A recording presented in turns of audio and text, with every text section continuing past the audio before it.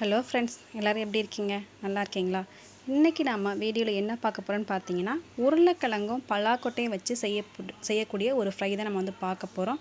இது நம்ம சில பேர் பலாக்கொட்டையை தூக்கி போட்டுருவாங்க. அந்த மாதிரி செய்யாமல் இந்த மாதிரி செஞ்சு பாருங்கள், செம்ம சூப்பராக இருக்கும்.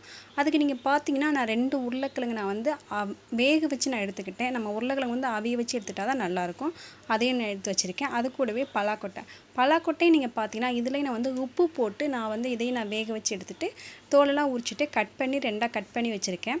அப்போ தான் நல்லா வேகும் அப்படிங்கிறனால, ஏன்னா நம்ம தண்ணி ஊற்றாமல் ஃப்ரை பண்ண போகிறதுனால நான் வேக வச்சு எடுத்துட்டேன். இதுக்கு நான் ஃபஸ்ட்டு கேஸில் ஒரு கடாய் வச்சுட்டேன். அதில் பார்த்தீங்கன்னா 3 டேபிள் ஸ்பூன் அளவுக்கு நான் எண்ணெய் சேர்த்துருக்கேன். எண்ணெய் கூட கொஞ்சம் சேர்த்தா தான் நல்லாயிருக்கும். அது கூடவே அரை ஸ்பூன் அளவுக்கு கடுகு நான் சேர்த்துருக்கேன். கடுகு நல்லா அந்த எண்ணெயில் நல்லா பொரிஞ்சு வரட்டும். பொரிஞ்சு வந்ததுக்கப்புறமா நான் ஒரு வெங்காயம் நல்லா ஸ்லைஸாக சின்ன சின்ன பீஸாக நான் கட் பண்ணி எடுத்திருக்கேன். நாம் அதையும் நம்ம அது கூடவே சேர்த்து நல்லா ஃப்ரை பண்ணி விடுங்க. அந்த கண்ணாடி மாதிரி வர மாதிரி இருக்கணும். அந்த அளவுக்கு நம்ம வதக்கி விட்டுக்கலாம் வெங்காயத்தை. இப்போ வெங்காயம் வதங்கினதுக்கப்புறமா அது கூடவே நம்ம ரெடி பண்ணி வச்சுருக்கேன் தக்காளி நீங்கள் பார்த்தீங்கன்னா நல்லா பழுத்த தக்காளியாக ஒரு தக்காளி எடுத்திருக்கேன். அதையும் நல்லா பொடியாக கட் பண்ணி வச்சுருக்கேன். எதுவுமே அது கூடவே சேர்த்து இஞ்சி பூண்டு பேஸ்ட்டு இது பார்த்தீங்கன்னா 2மே கலந்தது தான். அதையும் நான் அரைச்சி வச்சுருக்கேன். இஞ்சி பூண்டு பேஸ்ட் நம்மகிட்ட அரைச்சது இல்லை அப்படின்னா நான் கொஞ்சம் நச்சு நம்ம போட்டுக்கலாம். அது கூடவே கருவேப்பிலையும் நம்ம சேர்த்துடலாம். சேர்த்துட்டு இஞ்சி பூண்டை இல்லாத பட்சத்தில் நம்ம நச்சு போட்டுட்டிங்கன்னா அதுவும் ஒரு டேஸ்ட்டாக இருக்கும். இது எல்லாத்தையுமே சேர்த்து ஒன்றா சேர்த்தாச்சு. சேர்த்து நல்லா அந்த வாசனை எல்லாம் போகிற மாதிரி நல்லா மிக்ஸ் பண்ணி விடுங்க. அந்த தக்காளி எல்லாமே நல்லா கசிஞ்சு அந்த தக்காளியே தெரியாத அளவுக்கு நல்லா வரணும். இந்த அளவுக்கு வந்ததுக்கப்புறமா இப்போ இதுக்கு தேவையான மசாலா பொடி சேர்த்துலாம். 1 ஸ்பூன் அளவுக்கு மிளகாத்தூள் நான் 1 ஸ்பூன் சேர்த்துருக்கேன். அது கூடவே மல்லித்தூளும் பார்த்திங்கன்னா 1 ஸ்பூன் அளவுக்கு சேர்த்துருக்கேன். கரம் மசாலா பொடி பார்த்திங்கன்னா 3/4 ஸ்பூன் அளவுக்கு நான் இது கூட சேர்த்துருக்கேன். அடுத்து பார்த்திங்கன்னா மஞ்சத்தூள் பார்த்திங்கன்னா ஒரு சிட்டிகை அளவுக்கு நான் சேர்த்துருக்கேன். 1/4 ஸ்பூன் அளவுக்கு நான் சேர்த்துருக்கேன். இது எல்லாத்தையுமே போட்டு நல்லா மிக்ஸ் பண்ணி விடுவோம். இதோட பச்சை ஸ்மெல் அந்த காரத்தோட பச்சை ஸ்மெல் எதுவுமே இருக்கக்கூடாது. அது எல்லாமே இந்த எண்ணெயிலேயே நல்லா மிக்ஸ் ஆகி அந்த பச்சை வாசனை எல்லாம் போகிற அளவுக்கு நல்லா நம்ம மிக்ஸ் பண்ணி விடணும். அப்போ தான் அந்த தண்ணி ஊற்றாதனால அந்த ஸ்மெல் எல்லாம் இல்லாமல் இருக்கும். இது கூடவே தேவையான அளவுக்கு நம்ம உப்பு சேர்த்துக்குங்க. நீங்கள் ஃபஸ்ட்டே உப்பு போட்டுட்டிங்கன்னா தேவையில்லை. நான் பலாக்கொட்டையில் உப்பு போட்டதுனால இப்போ நான் இதுக்கு தேவையான அளவுக்கு கம்மியாக நான் உப்பு சேர்த்துருக்கேன்.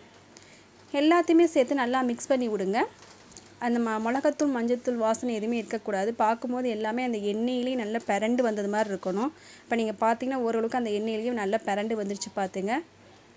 அந்த மசாலா பொடி எதுவுமே தெரியாத அளவுக்கு இருக்குது. இந்த டைமில் நம்ம ரெடி பண்ணி வச்சுருக்கோம் பார்த்தீங்களா, பலாக்கொட்டை ரெடி பண்ணி வச்சுருப்போம். அந்த பலாக்கொட்டையும் நம்ம இது கூடவே சேர்த்து கொட்டிடலாம். கொட்டிட்டு நல்லா மிக்ஸ் பண்ணி விடுங்க. அந்த மசாலா எல்லா பொருளுமே இந்த பலாக்கொட்டையில் சேரணும். நான் பலாக்கொட்டையில் உப்பு சேராதுங்கிறதுனால நம்ம உப்பு சேர்த்து நம்ம வேக வச்சுட்டோம்.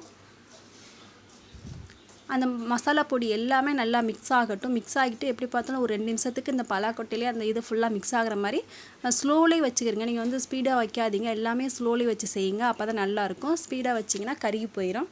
அது கூடவே நம்ம ரெடி பண்ணி வச்சுக்க உருளைக்கிழங்கில் உப்பு சேர்க்கலை. அதையும் நான் அது கூடவே கொட்டி நல்லா மிக்ஸ் பண்ணி விடுங்க. இந்த உருளைக்கிழங்கும் சரி பலாக்கொட்டையும் சரி நல்லா மிக்ஸ் ஆகணும். அந்த மசாலா எல்லா பொருளுமே இந்த உருளைக்கிழங்குலையும் நல்லா மிக்ஸ் ஆகிற மாதிரி பார்த்துக்குங்க. எப்படி பார்த்தாலும் ஒரு 5 மினிட்ஸ்க்கு நல்லா மிக்ஸ் பண்ணி விட்டு நம்ம ஸ்லோலே வச்சுக்கலாம். நம்ம அப்பப்போ கிளறி விடுங்க, இல்லைனா கீழே அடி பிடிக்கும். நிறைய எண்ணெய் ஊற்றினா அந்தளவுக்கு பிடிக்காது. நம்ம கம்மியாக எண்ணெய் ஊற்றினா அடி பிடிக்கும். அதனால் கிளறி விட்டுக்குங்க. இப்போ நீங்கள் பார்த்தீங்கன்னா மசாலா பொருள் எல்லாமே அந்த உருளைக்கிழங்கு நல்லா மிக்ஸ் ஆகிட்டுருக்கு. இந்த டைமில் பார்த்தீங்கன்னா நம்ம ரெடி பண்ணி வச்சுக்க கொத்தமல்லியும் சேர்த்துட்டோம்னா இதோட ஃபுல்லாக முடிஞ்சிச்சு. இப்போ பாருங்கள் அதோட கலர் எல்லாமே மாறி நல்லா இருக்குது. இந்த மாதிரி நீங்களும் உங்கள் வீட்டில் செஞ்சு பார்த்தீங்கன்னா வீட்டில் இருக்க எல்லாருமே ரொம்ப பிடிக்கும்.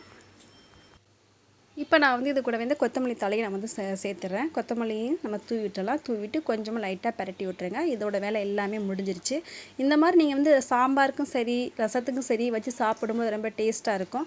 குழந்தைங்களும் சரி பெரியவங்களும் சரி அந்த காயெல்லாம் எடுத்து நல்லா விரும்பி சாப்பிடுவாங்க. ஏன்னா நம்ம காரம் கம்மியாக இருக்கும், எல்லாமே டேஸ்ட்டும் கொஞ்சம் அதிகமாக இருக்கும். இந்த மாதிரி பலாக்கொட்டை இருந்தால் கண்டிப்பாக நீங்களும் உங்கள் வீட்டில் இந்த மாதிரி ட்ரை பண்ணி பார்த்துட்டு எப்படி இருந்துச்சு அப்படிங்கிறத கண்டிப்பாக எனக்கு கமெண்ட்டில் எழுதி அனுப்புங்க.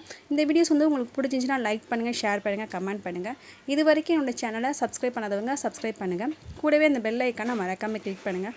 அப்போ தான் நான் போகிற வீடியோஸ் எல்லாமே உங்களுக்கு சேரும். தேங்க்யூ ஃபார் வாட்சிங்.